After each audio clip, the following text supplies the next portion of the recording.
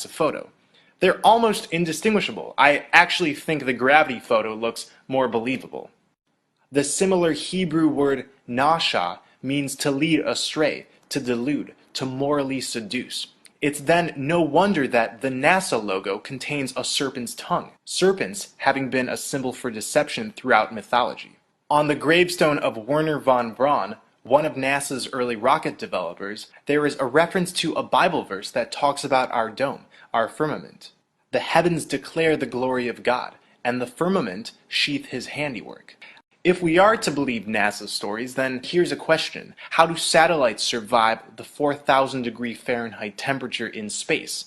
There are only 7 elements on the periodic table that could withstand this heat, and none of them have been used for satellites. Satellites allegedly reside in the thermosphere, where temperatures can soar 4,000 degrees and more. This is simply not possible. These technologies are in flight underneath our dome. Including the technologies I just named, there are at least 18 platforms that can be used independently, in tandem, or in groups to provide all of the services that satellites supposedly provide. With new eyes, it becomes clear. No actual photos, no actual video footage, just CGI and photoshopped images. This is a NASA photo of an astronaut fixing the supposed space station. I'm completely joking. This is actually from the 2013 movie Gravity. Long-range navigation was developed during World War II. Towers like these were positioned to provide coverage for military navigation. Positioned on islands, they would provide the necessary contact points for propagation at sea. This was the beginning of these land-based technologies that have grown and become more widespread. Cell towers are responsible for much of our GPS. By measuring the signal strength differences between multiple cell towers, your device can estimate your current location. Data is also propagated through undersea cables. Cables connect between the continents. Lighter than air vehicles, high-altitude airships, and high-altitude platforms are often misperceived as satellites by the public. So at nighttime, when you see one of those moving dots in the sky and believe it to be a satellite, it's actually one of these illuminated balloons. The skies are riddled with these communications technologies, but we are made to believe that they exist beyond our atmosphere. Where are all the satellites? Along with 2,271 satellites orbiting the Earth, there are 500,000 fragments of space junk. And we're supposed to believe that in all of the feeds they give us, we are constantly, conveniently witnessing portions of the Earth without any of these man-made obstructions? This is absolutely bullshit. We now have satellite phones. Now we can have perfect service anywhere because the signals are being beamed from outer space. How convenient, right?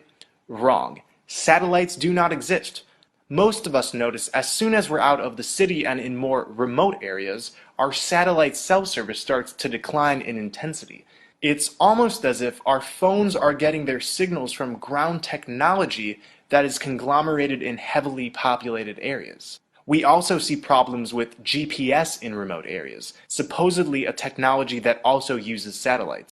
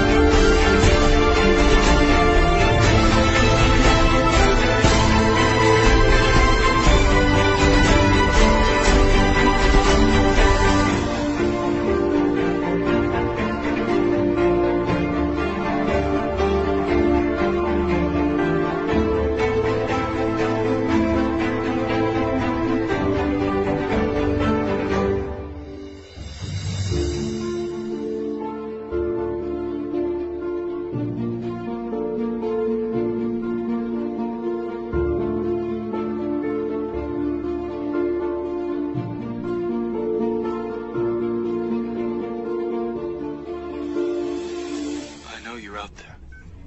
I can feel you now. I know that you're afraid. You're afraid of us.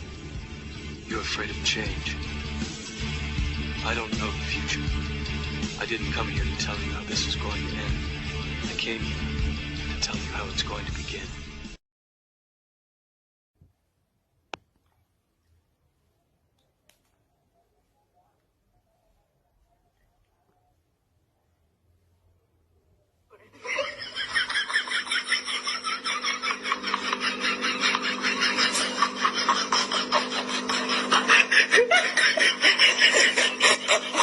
Now they say that this is the Earth.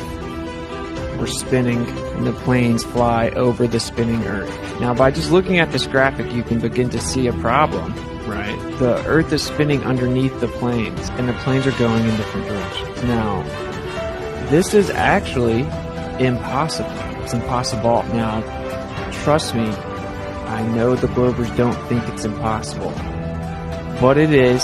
Well, they're telling us, that at least in the U.S., the ground's moving at about 700 miles an hour left to right. And I was just thinking that's kind of odd if you're landing, going north, or moving in the north direction. No. The ground looks to us like it's standing still. Yeah, not an issue, huh? Yeah, no. Our world is a giant pond, a giant lake.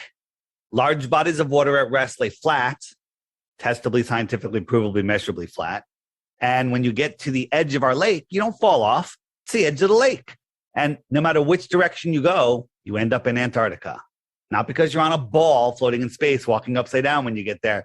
It's just because you're going across the flat water. You get to the shoreline, there's Antarctica.